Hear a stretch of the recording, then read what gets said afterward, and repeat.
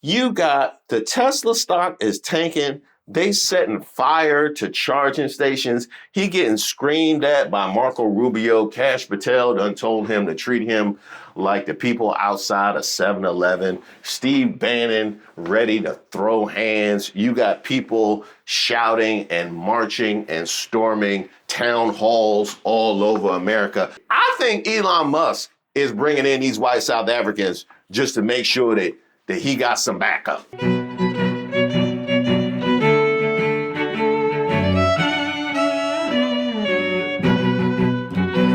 Hey, shout out to all of our subscribers and members here on the channel. My name is Reese Waters, and this is Street Politics. Who they jumping over there? Is that Elon Musk? Fight back, Elon! Fight back! You know what? Let me go on Twitter and see what it started. No, I go Twitter. His mama named it Twitter. I'ma call it Twitter. Elon Musk has got to go! Elon Musk has got to go! Uh-oh. Elon Musk's X hit by waves of outages in what he claims is a massive cyber attack.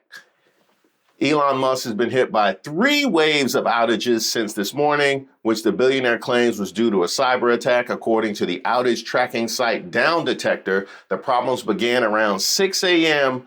when up to 20,000 users reported problems. The issues temporarily died down before nearly 40,000 users reported outages at 10 a.m. Since 12:30, there have been about 26,000 reports at the time of writing. Man, this almost as embarrassing as when he tried to go live with Trump and they had the technical difficulties. So let me get this straight. The same time as I'm trying to look for this good footage of everything that happened, all of a sudden it's down. That don't seem suspicious. You don't find that suspicious? You know who I would blame? Marco Rubio.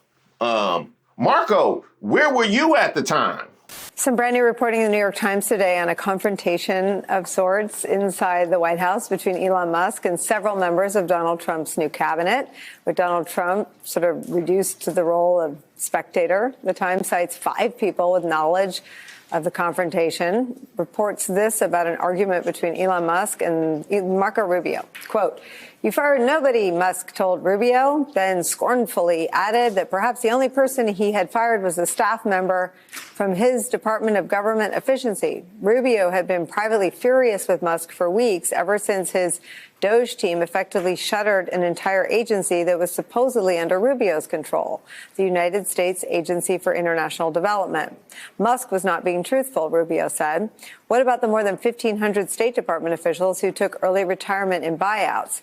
Didn't they count as layoffs, he asked sarcastically, whether Musk wanted him to rehire all those people just so he can make a show of firing them again. Then he laid out his detailed plans for reorganizing the State Department. Musk was unimpressed. He told Rubio he was, quote, good on TV, with the clear subtext being he wasn't good for much else. Well, to be fair, Elon Musk, at least he's good on TV.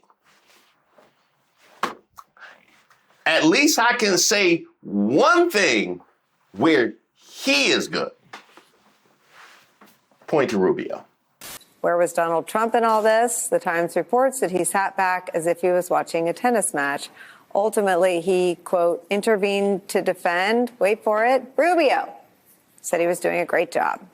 Rubio has a lot to deal with, the president said. He's very busy, he's always traveling and on TV, and he has an agency to run. So everyone just needs to work together, end quote. He used to say that about you.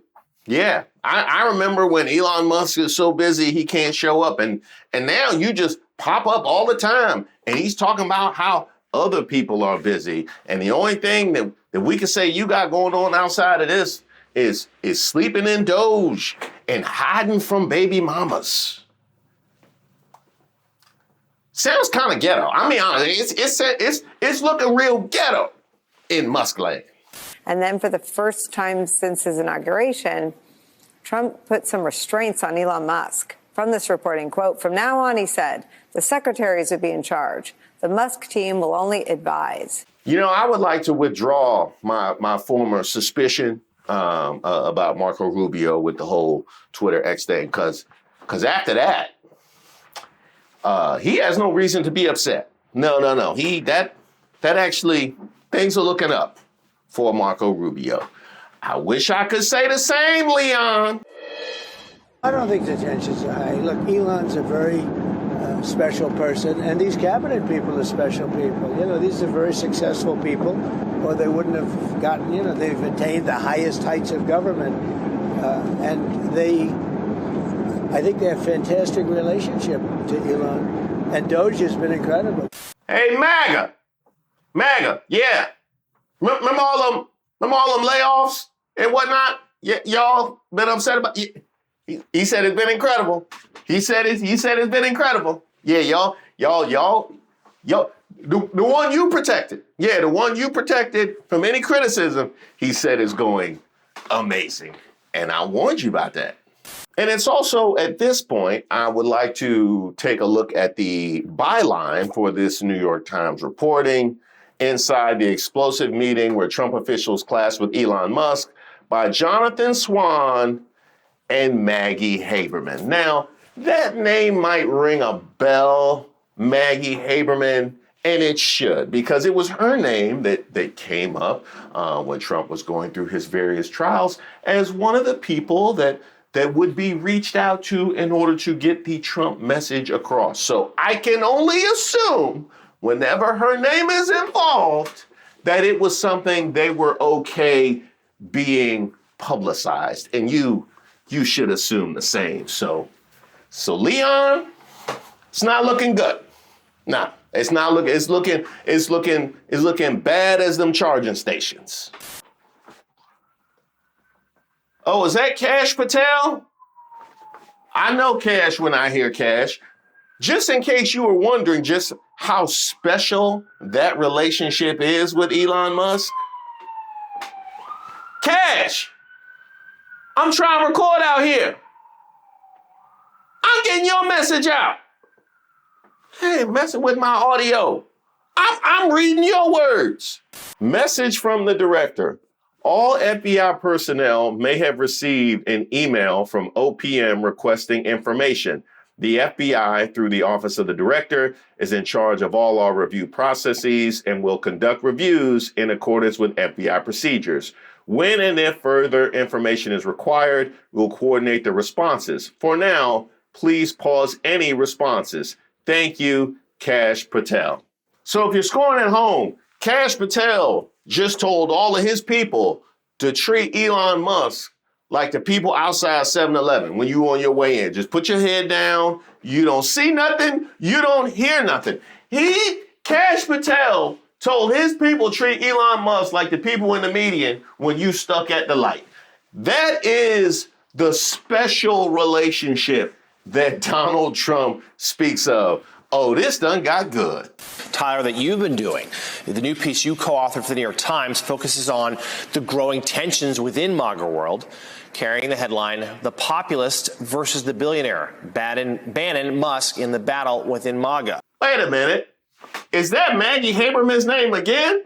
Oh, let me find. They frying Elon. Oh, yeah, they frying. I know a snow job when I see one. Huh? I said snow. Snow. The long-standing animus between Mr. Bannon and Mr. Musk encapsulates a key tension at the heart of Mr. Trump's Make America Great Again movement. It pits those, like Mr. Bannon, who want Mr. Trump to carry out a more fully populist agenda against ultra-wealthy interests, epitomized by Mr. Musk, who occupy key positions in the president's orbit. Mr. Trump has made clear he wants to keep both men and their allies within his movement, but Mr. Bannon's vocal disdain for Mr. Musk has been noticed by the president.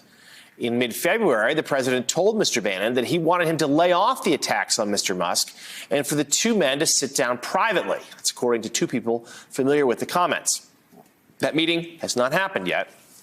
It's not clear when or if it will. So, Tyler, we know that Bannon, still an outside advisor to the president. They speak occasionally. His War Room podcast is listened to by many in the West Wing. Seems like he's pulled his punches on Musk. He's hit him a couple times, but not the full-throated way that we know Steve Bannon can when he wants to go after someone. Wait a minute. You call this pulling his punches? Culminating in this, quote, he should go back to South Africa. Why do we have South Africans, the most racist people on earth, white South Africans, making any comments at all on what goes on in the United States? Wait a minute. He told this man to go back to Africa. Is that pulling punches? I have never heard a conversation where go back to Africa was said and it continued long after that. That's pretty much about the end. So you mean to tell me this was pulling his punches? He is owned lock, stock, and barrel by the Chinese Communist Party, and he acts like it. This guy lives on government contracts and taxpayer subsidies. Okay, it's all. We're going to get Joe Allen in here for a second to transform it. Elon Musk, once again, brother, I'm smart enough to tell you no to your face, and I'm evil enough to be able to expose you as a running dog for the greatest enemy this nation's ever had. You're a war profiteer. You're sleeping with the enemy, brother. And you've been doing it because you're not an American nationalist. You're not even an American. All you are is a globalist, okay? A globalist. And you will go where anybody writes you a check, and you would take it from Adolf Hitler himself, because you're taking it from people that are as bad as Adolf Hitler. So tell us a little bit more here about the state of this relationship. Do we think that meeting's ever going to happen? Yeah, that's a big question, John, and it's unclear that it will. And I think one of the things that's really interesting about this relationship and this fight between the two of them is what it tells us about Donald Trump and the broader Republican Party and the movement, and Trump's effort to try to keep both of these sort of opposite poles inside the coalition, inside the tent, and sort of tamp down on these attacks. But, as you noted and read from the piece, these two men have vastly different views, and one of them, I think, comes down to sort of the ideological drive of them. Steve Bannon has been preaching about populism for many years, has sort of been at the vanguard of that movement to move the Republican Party in that direction. Elon Musk is not somebody who was even a Republican a few years ago, definitely not a Trump supporter. During the first term, I heard from people that heard directly from Elon Musk, who was very critical of Trump's approach on tariffs, on sort of his disdain for the globalization and the global economy that many of Elon Musk's businesses depend on. Now we've obviously seen this full transition of Musk into someone that is a full-throated Donald Trump supporter. And so it's just interesting to observe this dynamic unfold, particularly against the backdrop of the economics that we're talking about here, and how, Trump's tariff policy is going to impact billionaires like Elon Musk, who are quite concerned about not just investment, but the stock market as well, which, as many guests have mentioned, is a huge concern of Donald Trump. He ran in 2024 on this economic argument, blaming Joe Biden for inflation, blaming Joe Biden for a whole cost for inflated goods across the board. And so as we see costs go up here in America, it'll be quite interesting to see not just how Donald Trump responds, but how Republican politicians and their voters respond as well. Well, we have already seen how their voters respond. How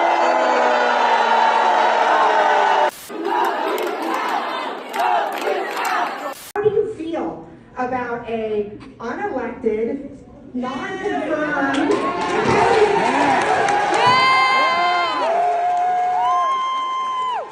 Now, as far as this economy that you speak of, that he was put in charge in order to save, how's that going? How's the economy people? How are they doing right now?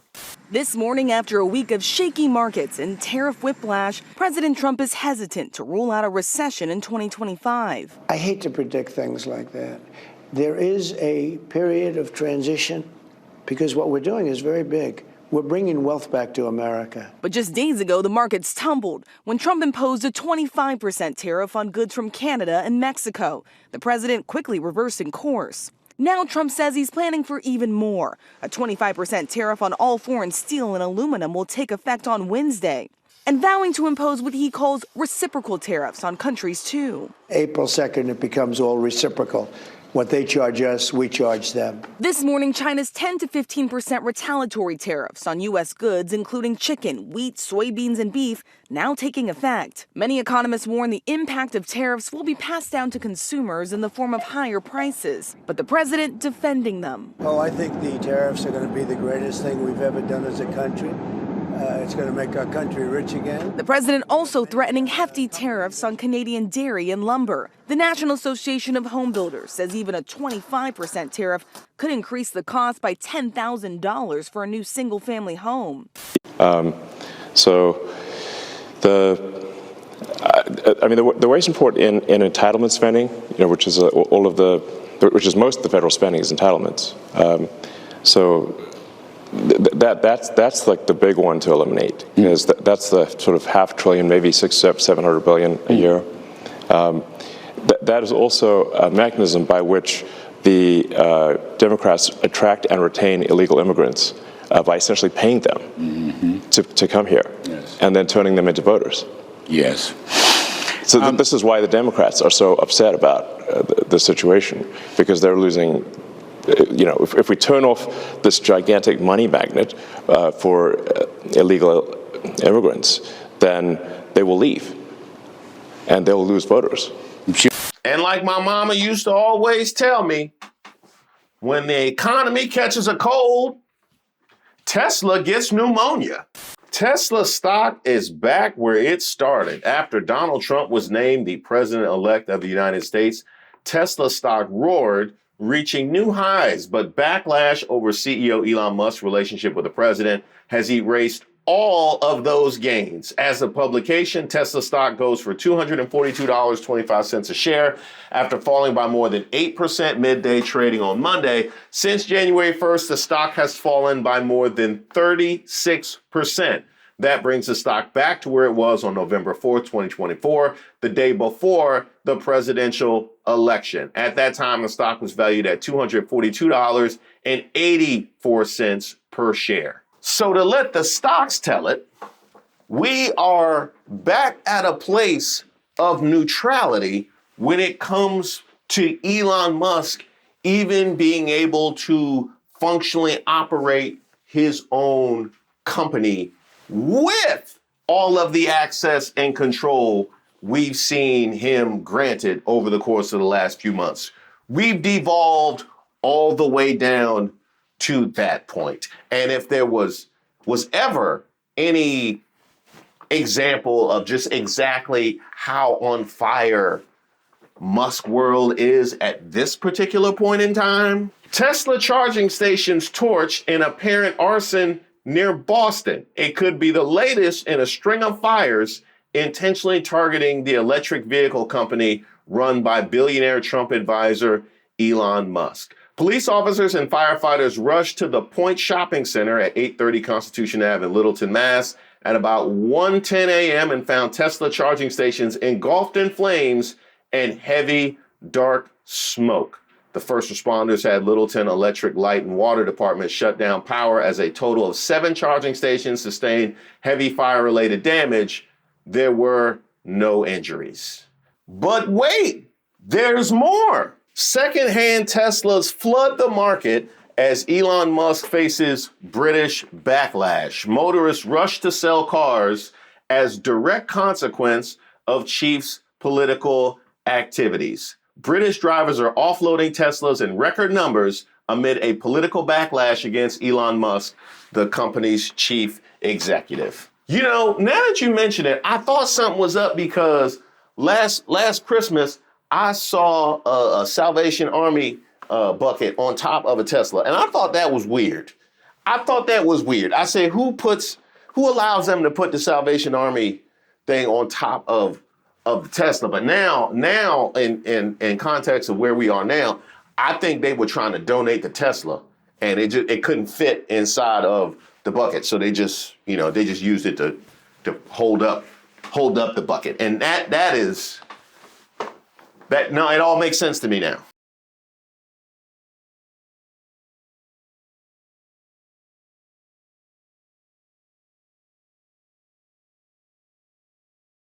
Fight back, Elon Musk. Fight back. Hey, why don't you go on the Daily Show? Yeah, John Stewart invited you to go on the Daily Show. That's the perfect place for you to fight back. Daily Show would be delighted to have Musk on after he says he's open to an interview. Elon Musk could soon be sitting down with John Stewart after the head of the Department of Government Efficiency expressed a willingness to go on the Daily Show following fierce criticism from its Monday host. I will do it if the show airs unedited, Musk said on X in response to a post urging him to appear on the show. The Daily Show's social media account replied to Musk, "We'd be delighted." I'll be honest, I don't think this network makes any other programming. I one day hope to rise to enough power where I could say my own network, I don't think they make any other programming. That's strong. I ain't seen a host own a network like that since Pat McAfee. I'll be honest, I don't think this network makes any other programming, so we can do whatever the F we want as long as we wrap before the new season of South Park, which comes out like May or June of 2026. So I am game. I think it'll be an interesting conversation. But then I checked X again and saw another tweet, because you can't not. Oh, this gonna be good. This gonna be good. That's a perfect place to fight back. Huh? He backed out? Quote, John is too set in his ways. He used to be more bipartisan, Musk wrote in an earlier post to X, making it look like this interview may not actually be happening. The guy who custom made his own dark MAGA hat that he wears to opine in the Oval Office with the president, who he spent $270 million to elect, thinks I'm just too partisan. I would love to comment on that, but that was a perfect statement. That was a perfect statement. Schools should actually teach savagery like that. The guy who custom made his own dark MAGA hat that he wears to opine in the Oval Office with the president, who he spent $270 million to elect, thinks I'm just too partisan. There it is. There it is. There it is. I'm not really sure what you think bipartisan means, but it's generally not I support Donald Trump and also Germany's AfD party. That's not bipartisan. That's just the same S. Look, Elon, I do have some criticisms about Doge. I support in general the idea of efficiency and delivering better services to the American people in cheaper, more efficient ways. If you want to come on and talk about it on the show, great. If you don't want to, sure. But we can just drop the pretense that you won't do it because I don't measure up to the standards of neutral discourse that you demand and display at all times. Because quite frankly, that's BS. You know it. I know it. BS. Now, one thing I would like to point out there, the Republicans told me that if you opposed Elon Musk and his access, or you generally oppose the moves of the Trump administration in any way, that you have to waste and bloat the government. That's what they told me. So, John Stewart, you're gonna have to take that up with Miss McClain out of Michigan, because they told me if you have any objection, it's because you like bloated government. Ain't that what you said? That is definitely what you said. Now, as far as Elon Musk is concerned, you mean to tell me the guy who wielded a chainsaw in celebration of cutting Americans' jobs and social services, the guy who celebrated publicly on stage with a chainsaw thousands of Americans losing their jobs and health care, that guy backs away and is afraid of a debate? That's crazy. That's wild to think that could be the same person. Next thing you're telling me, that's going to be the same person that was ducking and dodging baby mamas on his own platform. And then he went to suppress it. You're not going to tell me that's the same guy. He's got a glass jaw. He can't take, because of the autism or where he's on the spectrum. He's clearly not. He's got the maturity of an 11-year-old. You can tell that. But it's obvious. He can't take criticism. One of his weaknesses is that he needs to be loved. He needs the masses to love him. You can tell he's on the stage. He needs that glory. This is to have a digital ghetto and to only have raised up what praises him. That is like the little boy's mentality. If I want to be the superhero, I want to put the cape on and kind of skip around. And now all of a sudden, this makes sense. Trump throws Musk a bone with white South African order. President Donald Trump is offering white South African farmers and their families a rapid pathway to citizenship, citing their terrible treatment by their government. The move will please his first buddy, Elon Musk, who was born in South Africa in 1971 and has long railed against the government and its treatment of white farmers. And just in case you're wondering what the government's treatment of white farmers looks like, white people comprise around 7% of the country's population of 62 million, but own approximately 70% of the private farming land. One more again. White people comprise around 7% of the country's population, but own approximately 70% of the private farming land. Now, here is a good question. What would be the percentage of the private farming land where you would feel satisfied that they are not being restricted and repressed in any kind of way? 7% owning 80% of the farmland, 90% of the farmland? Does it have to be 100% of the farmland? Like if that 7% doesn't own 100% of the farmland, then you are in fact being repressed. The absurdity leaves me unable to even make jokes. Like it just, all I have to give you is 7 and 70.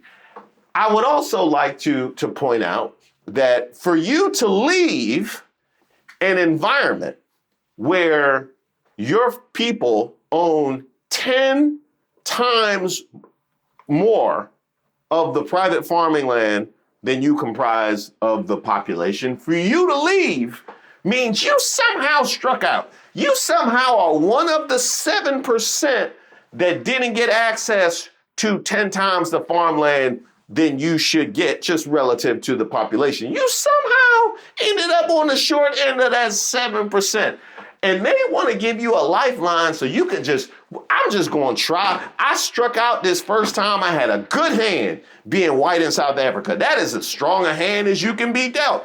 And you never imagine how the cards worked out for me. I couldn't make it work as a white South Africaner. So I'm just going to try my hand in America, because that's also, white in America, also a very strong hand. Historically, that's always been a very strong hand. Of course, they would tell you that's not the case, but